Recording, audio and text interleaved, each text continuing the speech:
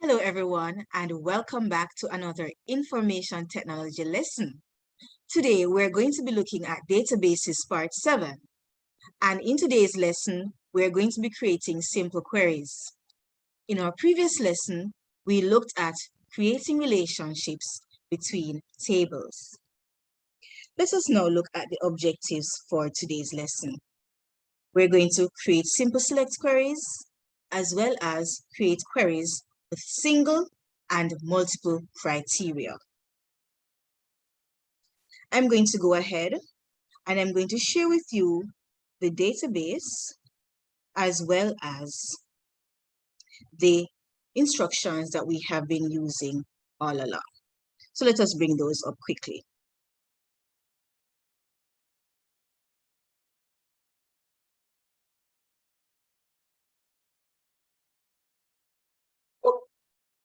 Okay, so now here are our instructions and our database side by side.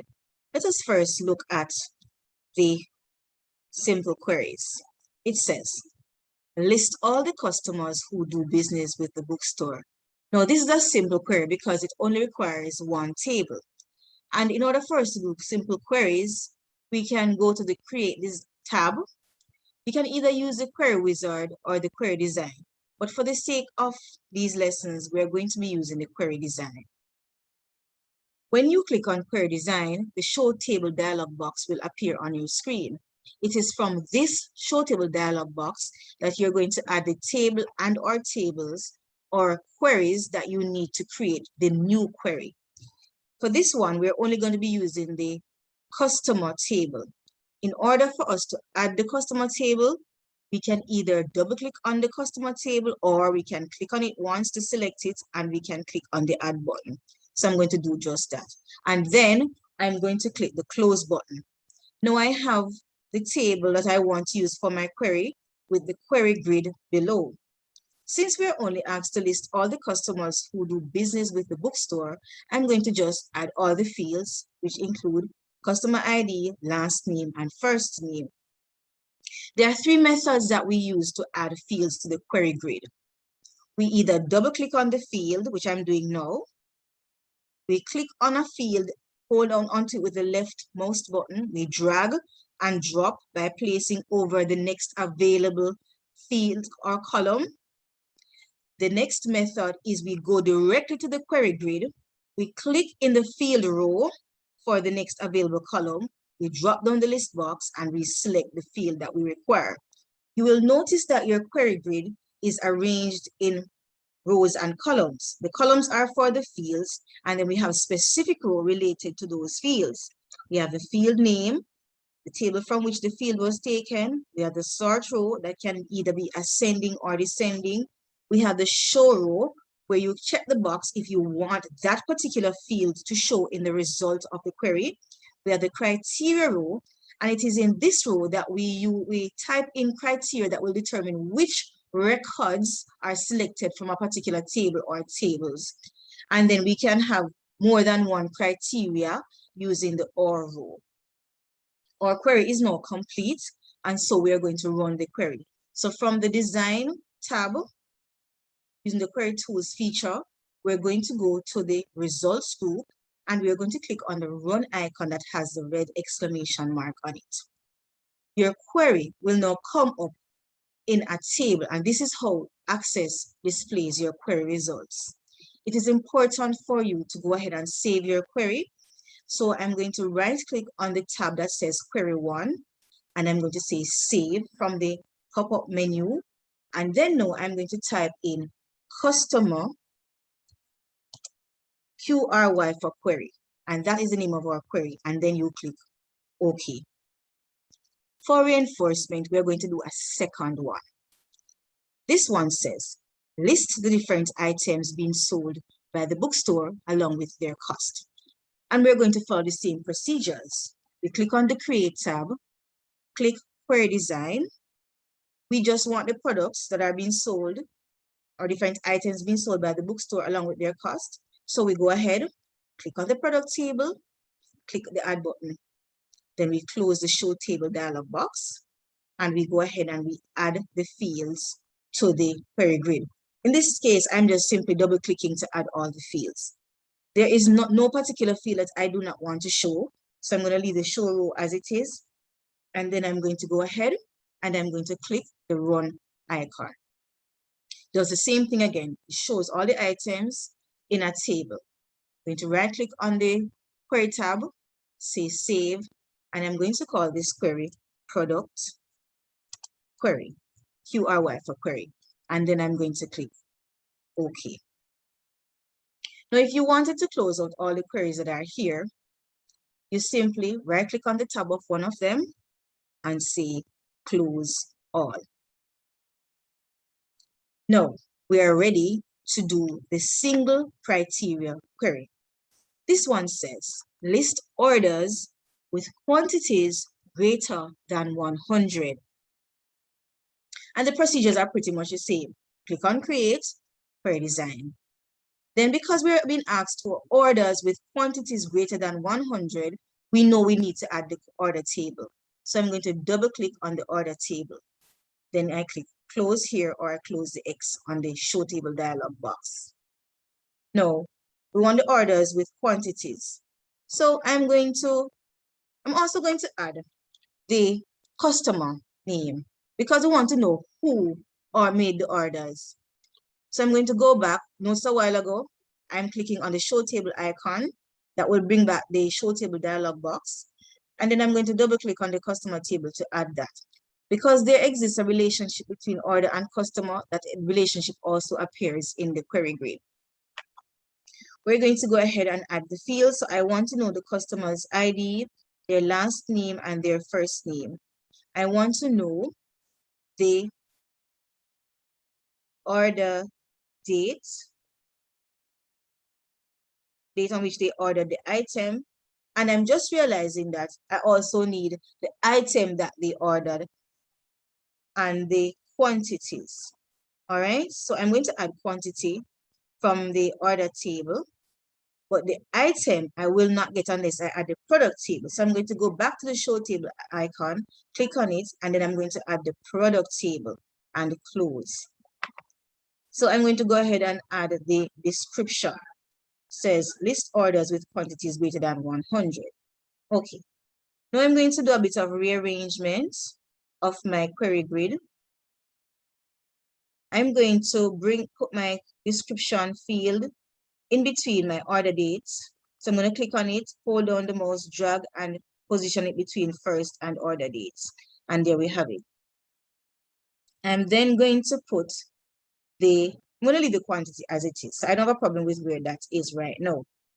Now you will notice that it says it wants specific orders, those with quantities greater than 100. And this is where your single criteria will come into play. We want those quantities greater than 100. If you recall from math class, you have different operators. We have relational and we have logical operators. The relational operators are things like your greater than, less than, greater than or equal to, less than or equal to, not equal to, and equal to. This case, we're going to be using the greater than symbol for greater than or 100. So because the criteria affects just the orders, the quantity for the orders, we will in the criteria row position our cursor and we will type the greater than symbol and type 100, right? And this now will complete our query. We're going to click on the run icon and you will notice that only one record comes up. Now, what if I were to change the query design and change it to orders greater than 50? Let us see if we change it to orders greater than 50, what will happen. So I made the change.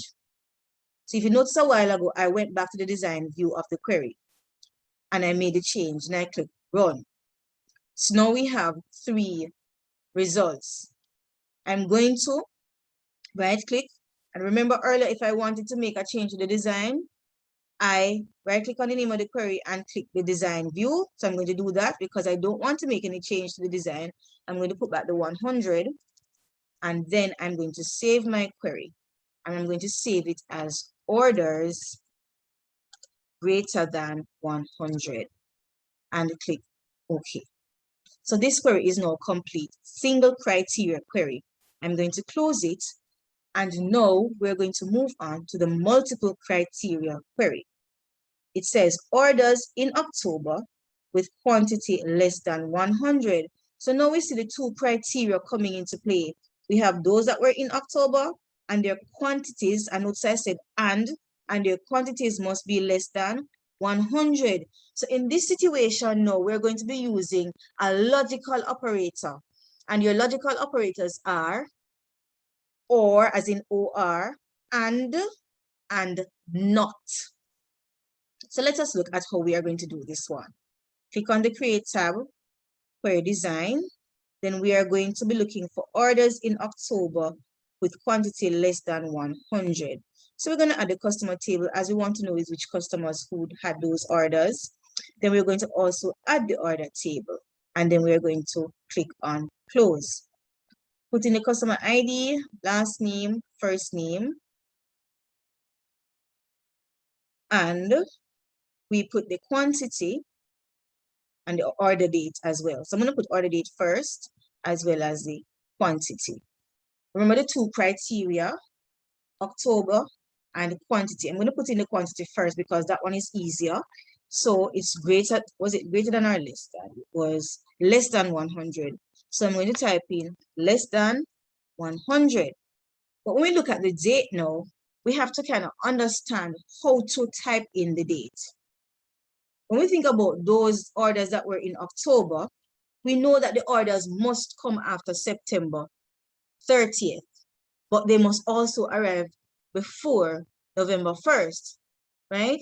We cannot just type the date in like that. We have to set it in a way that the database knows that it's orders with dates greater than September 30th, but less than November 1st. So I'm going to type that in. So I'm going to put greater than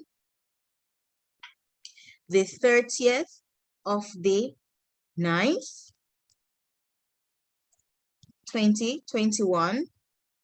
And then I'm going to put and, because both criteria or both dates will have to be met, and less than the 1st of November 2021.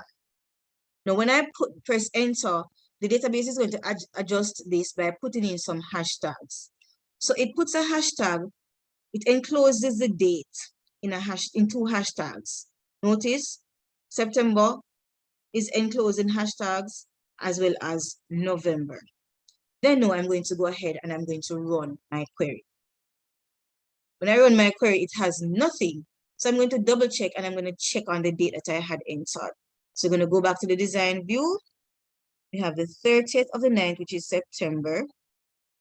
And we have the 1st of the 11th, 2021. All right, so let us check on, let us change the date and see what happens. I'm going to put the 30th of August to see if it will make any difference. All right, let us go back to the design view of our query.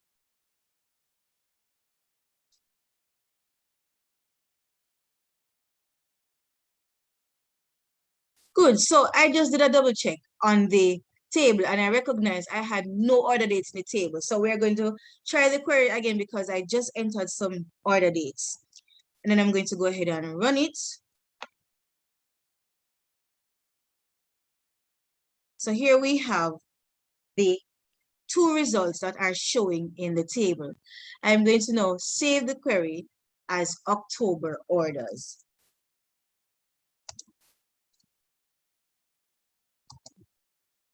And click OK.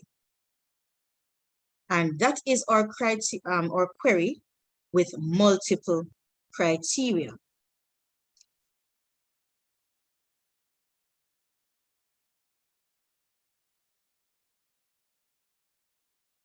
Now, I want to thank you for watching my video.